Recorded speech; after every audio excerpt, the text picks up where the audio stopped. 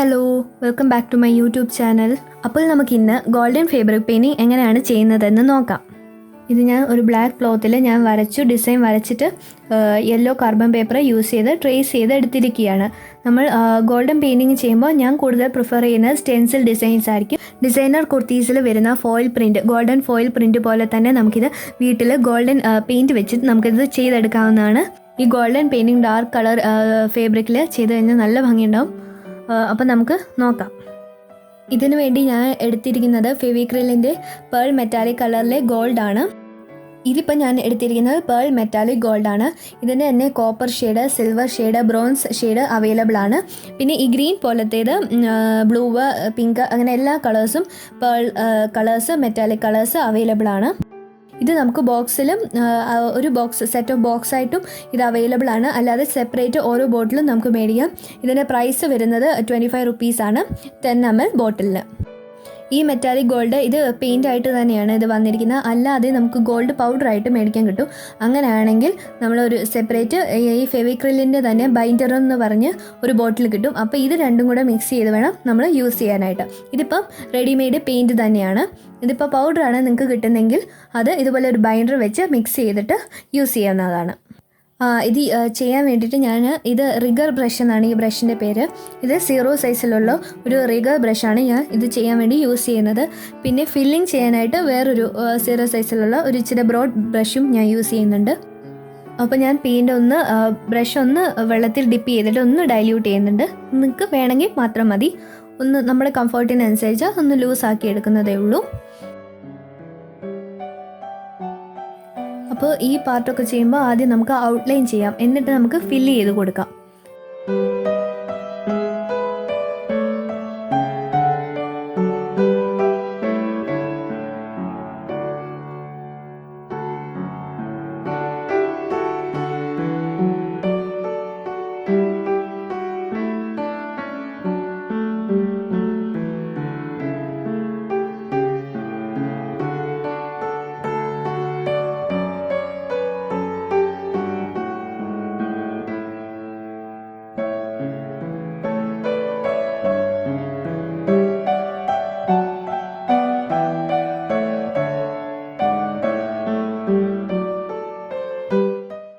ഇതിപ്പോൾ നമ്മൾ ബ്ലാക്കിൽ ചെയ്യുന്നത് കൊണ്ട് ഈ ഗോൾഡൻ പെയിൻറ്റ് ഒരു 2-3 കോട്ട് എങ്കിലും നമ്മളിത് കൊടുക്കേണ്ടി വരും. ആണെങ്കിൽ മാത്രമേ ആ പെർഫെക്റ്റ് ഒരു ഗോൾഡ് ഷൈൻ നമുക്ക് ആ തുണിയിൽ കിട്ടുകയുള്ളൂ. ഈ ഗോൾഡൻ ഫാബ്രിക് പെയിൻറ്റ് യൂസ് ചെയ്ത് നമ്മൾ പെയിൻറ്റ് ചെയ്ത് കഴിയുമ്പോൾ നമ്മുടെ ഒരു നോർമൽ കുർത്തിയാണെങ്കിൽ പോലും അതൊരു ഡിസൈനർ കുർത്തിയായിട്ട് നമുക്ക് മാറ്റിയെടുക്കാൻ സാധിക്കും.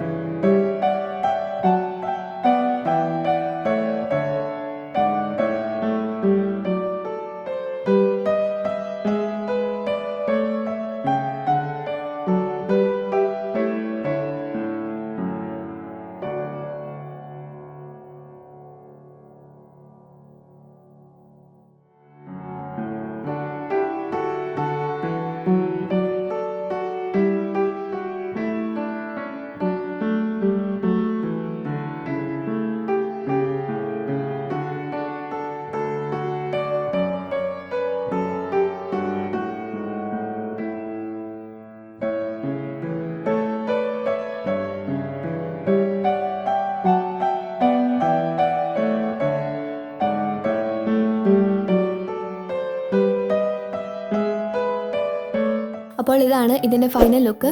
അപ്പോൾ നിങ്ങൾക്ക് ഈ വീഡിയോ ഇഷ്ടപ്പെട്ടെങ്കിൽ ലൈക്ക് ചെയ്യുക, ഷെയർ ചെയ്യുക, സബ്സ്ക്രൈബ് ചെയ്യുക. പിന്നെ നിങ്ങൾക്ക് ഡൗട്ട്സോ സജഷൻസോ എന്തെങ്കിലും ഉണ്ടെങ്കിൽ താഴെ കമൻറ്റ് ചെയ്യുക. ഞാൻ എല്ലാത്തിനും റിപ്ലൈ തരുന്നതായിരിക്കും.